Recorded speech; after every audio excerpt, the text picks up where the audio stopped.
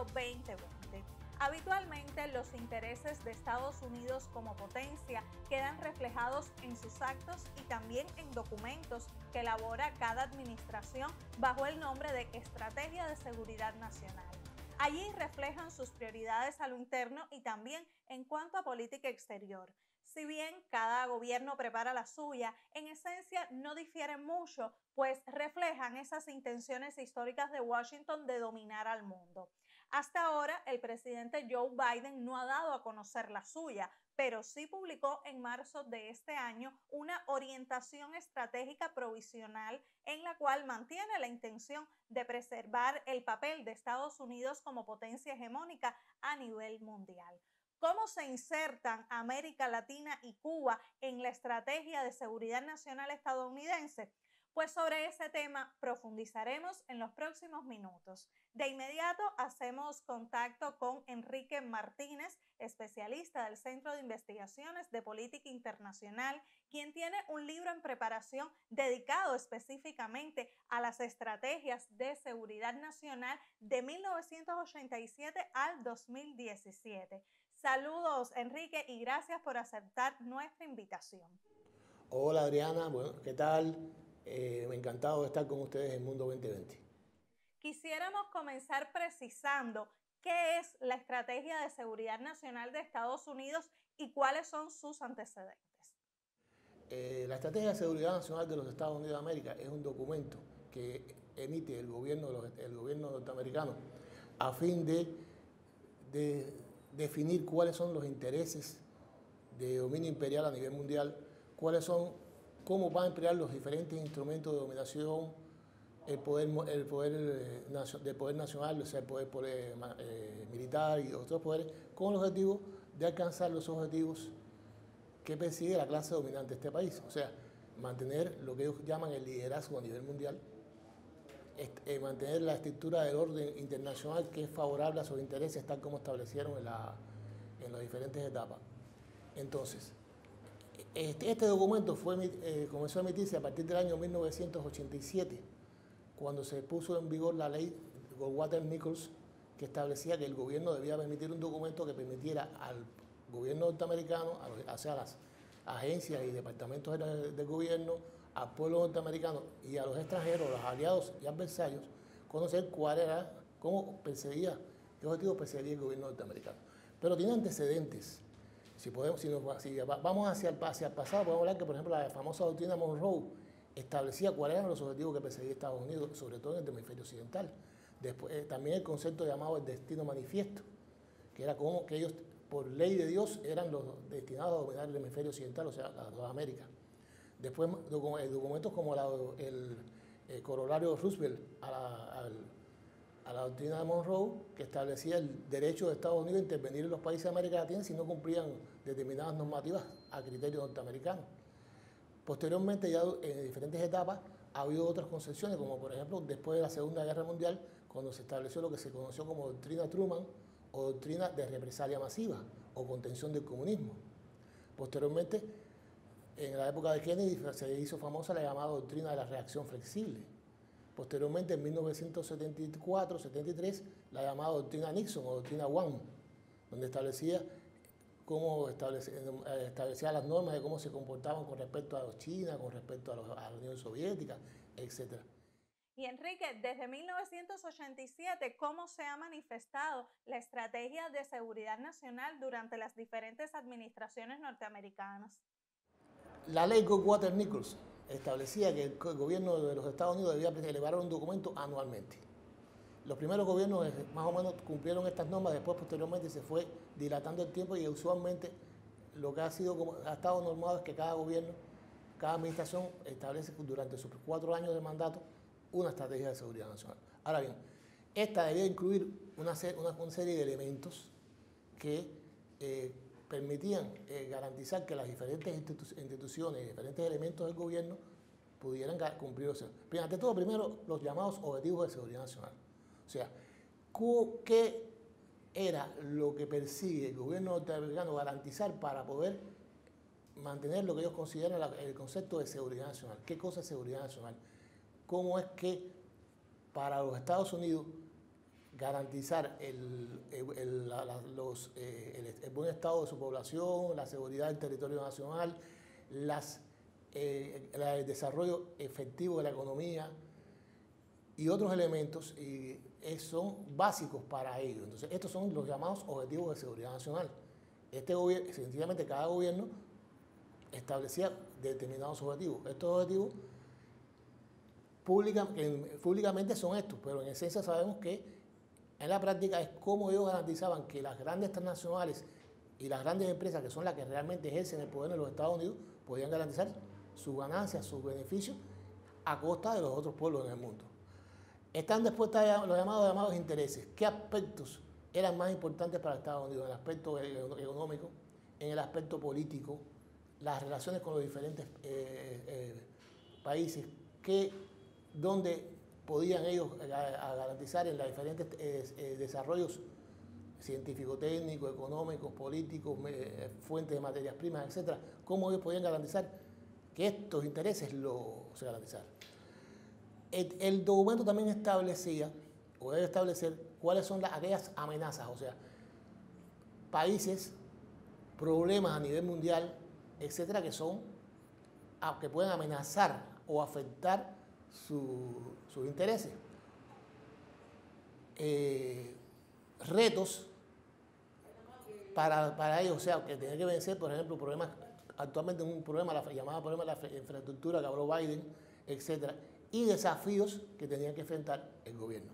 Ahora, otro elemento importante son las llamadas posturas políticas, económicas y militares de los Estados Unidos en las diferentes regiones del mundo. O sea, qué regiones son más importantes para Estados Unidos en un momento determinado.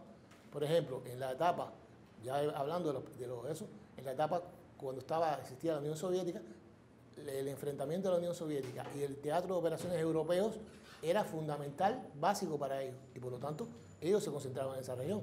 Posteriormente, cuando desapareció la Unión Soviética y Estados Unidos se sintió como la única superpotencia, comenzó entonces a concentrar sus intereses en determinadas regiones que eran, o determinadas cuestiones que no eran exactamente un enfrentamiento a ese país. Por ejemplo, pues ya en la época del gobierno de Bush, hijo, George W. Bush, hablaron del problema del terrorismo. Hasta que en un momento determinado, a partir del 2009 aproximadamente, comenzaron a ver que aquel país con el que ellos habían negociado y que consideraban que lo había ayudado a actuar en la región, había comenzado a alcanzar un nivel de desarrollo tal que se convirtió en un adversario, en el caso de China. Y a partir de las estrategias que salen en la etapa del gobierno de Obama y la actual, el principal adversario es China. Además, otro elemento son las llamadas principales alianzas y asociaciones. ¿Quiénes son aquellos países que son sus principales aliados? ¿Cuáles son los países que son sus principales socios? ¿Qué estructuras o qué organizaciones son fundamentales para ello? Por ejemplo, la OTAN. Y en su opinión, ¿qué elementos distinguen la estrategia de seguridad nacional que está en vigencia actualmente, que es la adoptada por el expresidente Donald Trump en 2017? Bien, el gobierno del presidente Trump, como característica de la estrategia de seguridad nacional que fue emitida en diciembre de 2017, tenía como característica un lenguaje un poquito quizás más fuerte en algunos aspectos, recurriendo a lo que yo llamaba los conceptos del poder real, del poder y poniendo enfáticamente al Estados Unidos como primero, o sea, el famoso eslogan de America First. Y entonces, de una manera mucho más directa, en otras estrategias había sido un lenguaje un poquito más moderado, plantear de que lo fundamental era los intereses norteamericanos y si afectaban a un aliado o a un adversario, pues eso no era importante. Ellos entonces también tenían una pequeña variante en que en el caso de los llamados objetivos de seguridad nacional, ellos le cambiaron el nombre y le pusieron pilares, pero en esencia constituía en sentido general muy similares a las anteriores, aunque con un lenguaje un poco más enfático. Entonces hablaban del objetivo 1, priorizar la seguridad del territorio nacional y de la población de Estados Unidos. Eso generalmente en todas las estrategias hablaba siempre de defender el pueblo norteamericano, es lógico. El segundo aspecto, promover la prosperidad de Estados Unidos, que entre paréntesis quiere decir promover la prosperidad de las grandes empresas norteamericanas y sus capacidades para explotar al resto de los países del mundo, tener ventajas económicas a nivel mundial. El tercer aspecto, presentar organizar las fuerzas, garantizando la paz, según su concepto, la paz conveniente a ellos, con las fuerzas, los recursos y las fuerzas armadas para precisar la superioridad a nivel global. El cuarto punto, el incremento de la influencia norteamericana a nivel global, fundamentalmente, apoyando los intereses norteamericanos conjuntamente con sus aliados, fundamentalmente en las diferentes regiones.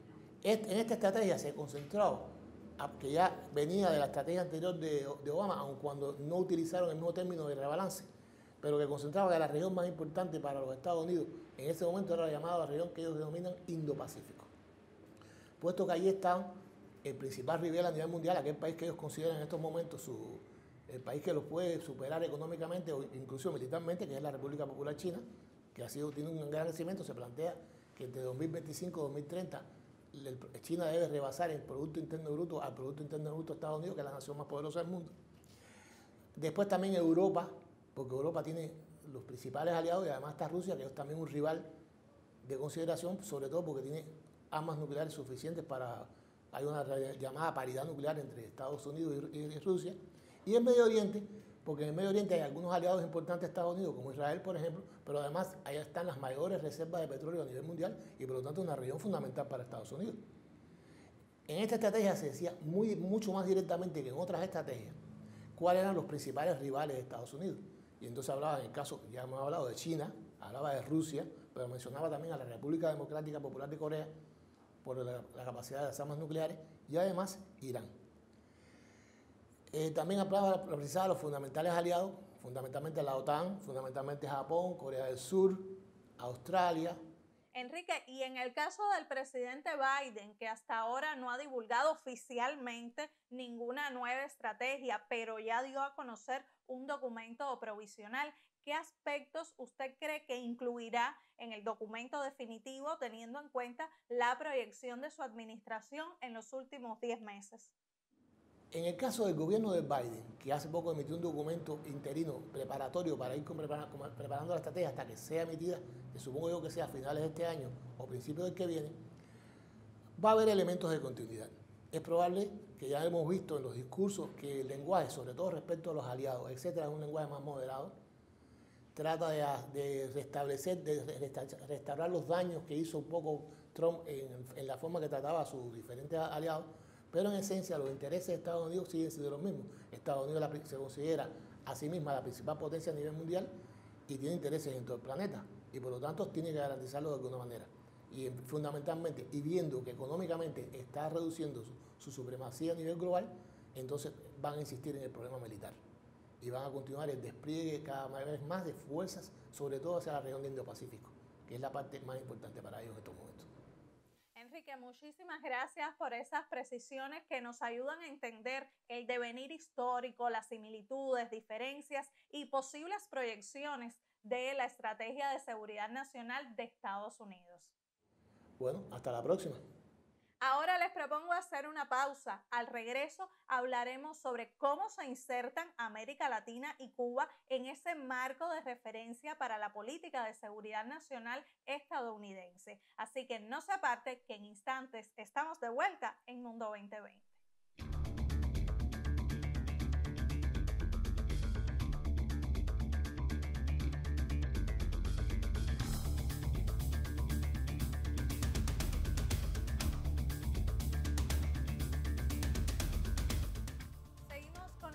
En Mundo 2020. Hoy hablamos sobre la estrategia de seguridad nacional de Estados Unidos, un país que persiste en sus intereses de dominación y en estos momentos ve a China como su principal adversario y también a Rusia, como explicó nuestro invitado en la primera parte del programa. Un artículo publicado en el sitio web Rebelión también lo asegura. Dice: están claros los estadounidenses de la progresiva influencia del gigante asiático en todo el orbe y de su potencial económico, militar, comunicacional y tecnológico. Y entonces buscan desesperadamente concretar alianzas firmes en todos los continentes para intentar detener el avance geoestratégico a pasos agigantados de China, Rusia y algunos de sus socios.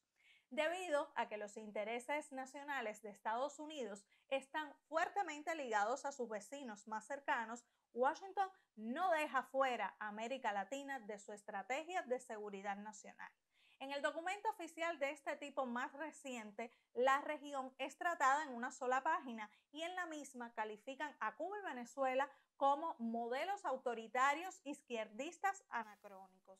Es evidente entonces cómo orientan su estrategia hasta esos países. Específicamente con respecto a Cuba, recientemente varios expresidentes latinoamericanos y más de 200 personalidades de numerosos países del mundo hicieron pública una carta en la que pidieron al presidente Joe Biden el cese del bloqueo y la hostilidad hacia el país caribeño. Acerca del enfoque de la política de la Casa Blanca hacia América Latina y Cuba, dialogamos en los próximos minutos con Santiago Espinosa, también especialista del Centro de Investigaciones de Política Internacional. Bienvenido a Mundo 2020. Bien, muchas gracias por la invitación. Santiago, ¿cómo se ha insertado la región latinoamericana dentro de las diferentes estrategias de seguridad nacional? Correcto. Bueno, es evidente que América Latina se ha convertido en un reservorio de los milenarios más importantes que necesita Estados Unidos para establecerse como Estado-nación. Hay dos elementos que yo quisiera resumir que ejemplifican de manera, pudiéramos decir, específica cuál es la relación o cómo específicamente se menciona América Latina en las estrategias de seguridad nacional. Hace aproximadamente un mes, a finales del mes de octubre, durante la sesión del Comando Sur, donde se estableció por primera vez una mujer al frente del Comando Sur, la generala Laura, el jefe del Estado Mayor Conjunto expresó sobre América Latina: vivimos en un barrio de vecinos y el hemisferio occidental pertenece a los Estados Unidos. Eso en síntesis ejemplifica de manera, pudiéramos decir, directa cuál es la idea que tiene Estados Unidos sobre lo que ellos consideran el hemisferio occidental. Y lo que pasa es que a veces utilizan algunos eufemismos como para llamarnos patio trasero, zona en disputa, y a la hora de ellos expresar estos elementos, están plantando dos elementos. La primera cosa, no van a aceptar o van a hacer todo lo posible por disminuir la presencia de actores extrarregionales en la región de América Latina y el Caribe. En general serían Rusia, China y en menor medida Irán. Y la segunda cosa es que todos los recursos minerales que tiene América Latina, en lo que sobresale el agua, el litio, cobre, manganeso, son muy importantes para el desarrollo de la industria militar de los Estados Unidos. Y en el caso de la administración Trump, ¿cómo enfocó su política hacia América Latina según la Estrategia de Seguridad Nacional de 2017?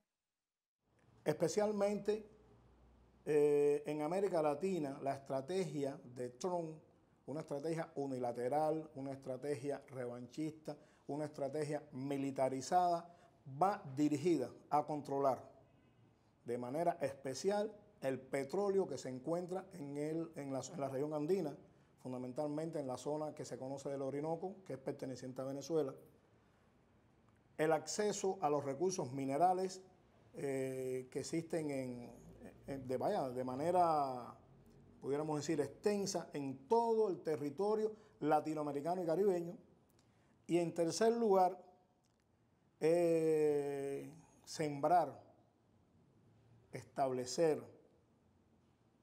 a un país andino como Colombia como el gendarme fundamental que lleva a cabo la política hegemónica de Estados Unidos en el área de América Latina. Muchos se preguntan que por qué Colombia.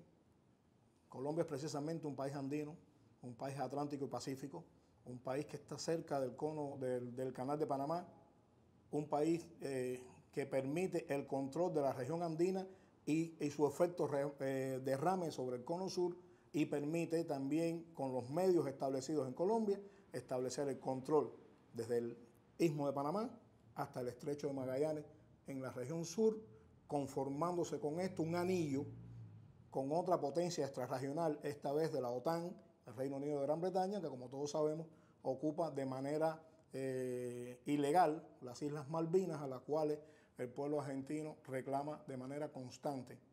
Las fuerzas del Reino Unido de Gran Bretaña, unido con las fuerzas rotativas que tiene Estados Unidos en el área de América Latina y el Caribe, unido con el papel de gendarme, que dicho sea de paso, Colombia en estos momentos, bueno, ya hace aproximadamente 2 años, ha sido nombrado como socio extrarregional de la OTAN, que eso le da una dimensión, pudiéramos decir, más abarcadora del papel que puede realizar este país en el área de América Latina y el Caribe.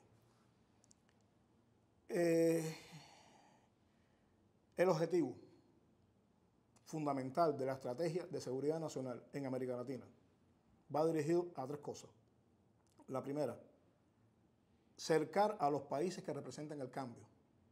Por este orden, Cuba, Venezuela, Nicaragua. Porque ya Bolivia estaba en esos momentos pasando por el golpe de Estado y estaba la golpista Ñáñez al frente del gobierno de turno. Por el otro lado, demonizar a Cuba. Y en tercer lugar, fundamentalmente, la construcción del muro al cual hice referencia anteriormente en la frontera sur de los Estados Unidos, precisamente para poder limitar el trasiego de inmigrantes hacia los Estados Unidos. Y ahora hablemos sobre Cuba. ¿Cómo ha sido tratado este asunto en las estrategias de seguridad nacional, en particular la más reciente de 2017 y también en la orientación emitida por el gobierno de Biden en marzo de 2021?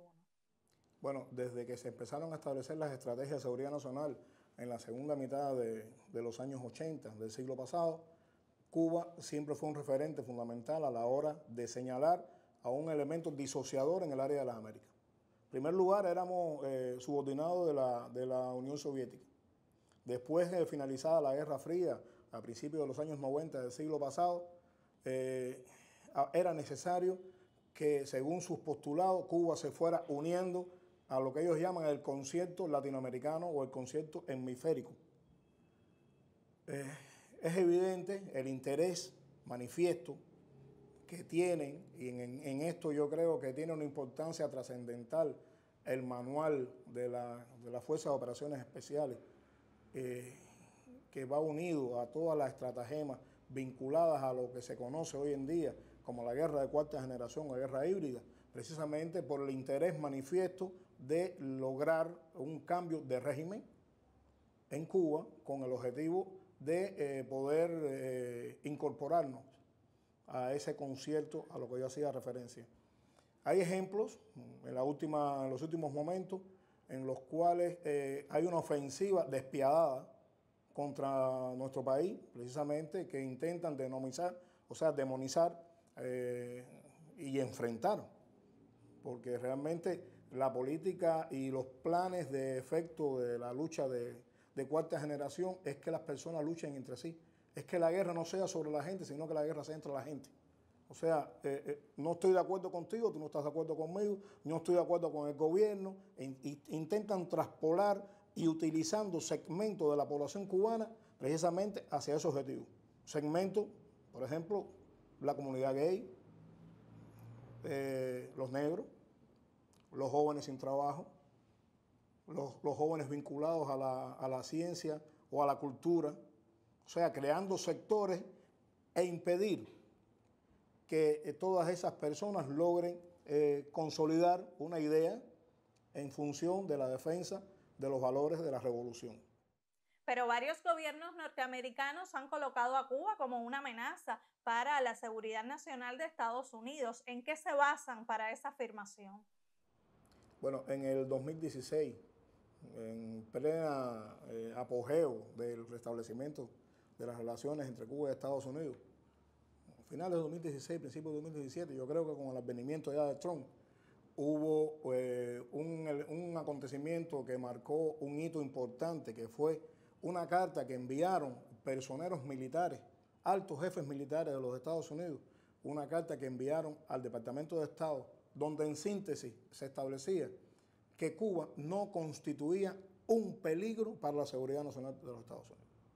Esto fue a raíz, una de las primeras acciones que realizó Donald Trump fue reunirse con la contrarrevolución o los representantes de la extrema derecha de la migración cubana en el estado de la Florida, cuando en el Teatro Artimes estableció que muchos de los acuerdos que se lograron durante la administración Obama iban a ser suspendidos o eliminados. Si Cuba constituye una amenaza para los Estados Unidos, es precisamente por la fuerza de su ejemplo. Cuba no tiene unas fuerzas armadas poderosas. Cuba ha propuesto en varias ocasiones a los Estados Unidos establecer contactos o cooperación en temas vinculados a la seguridad que atañen a las dos orillas. Hay algunas cosas que han funcionado, como el aviso temprano a los huracanes, por ejemplo. Hay otras cosas que de manera puntual comenzaron a funcionar y después se establecieron acuerdos, que es el enfrentamiento común al narcotráfico en el área del Caribe, desde una zona productora de las drogas hacia mayor consumidor mundial de las drogas, y muchos de esos canales pasan precisamente por las aguas territoriales de Cuba, a lo que cual Cuba ha respondido de manera positiva, enfrentando de manera enérgica todo este trasiego de drogas. Desde el punto de vista militar, Cuba no constituye una amenaza a los Estados Unidos. Han intentado, durante la administración, a partir de una visita que realizó Carter a Cuba y la visita a los centros biotecnológicos cubanos, que Cuba tenía capacidad biotecnológica para poder afectar a los Estados Unidos. No. Cuba se ha convertido en un país de hombres de ciencia. Estamos abogando por la paz. Y nuestros centros biotecnológicos, el ejemplo está ahí, están dedicados completamente a salvaguardar la salud y la estabilidad de la población cubana. Existen incluso innumerables ejemplos de ayuda que Cuba ha brindado al mundo. En estos momentos existen más de 15.000 o 20.000 personal de la salud en diferentes regiones del mundo. Cuba no constituye ninguna amenaza a la seguridad nacional de los Estados Unidos, que no sea y que no esté muy vinculada a acciones solamente de legítima defensa. Es evidente, estamos hablando de un país que puede caber dentro del territorio de Estados Unidos más de 500 veces, un país que solamente tiene 11 millones de habitantes contra un país que tiene más de 200. Hay elementos que explicitan de manera clara que Cuba es un país que lo que necesita y lo que exige es vivir de manera libre, independiente y soberana. Muchísimas gracias, Santiago, por compartir sus opiniones en el programa. Bueno, estamos plenamente satisfechos de poder transmitir las ideas de Cuba sobre estos temas. Está claro que el interés principal de Estados Unidos es preservar lo que ellos llaman liderazgo a nivel global, que en la práctica son actitudes hegemónicas e imperiales que nos sorprenden. El caso de Cuba no escapa a esas intenciones porque la revolución sale de los moldes de Washington y de ahí la campaña desestabilizadora. Con esta reflexión nos despedimos. La próxima semana regresamos para mirar al mundo con 2020.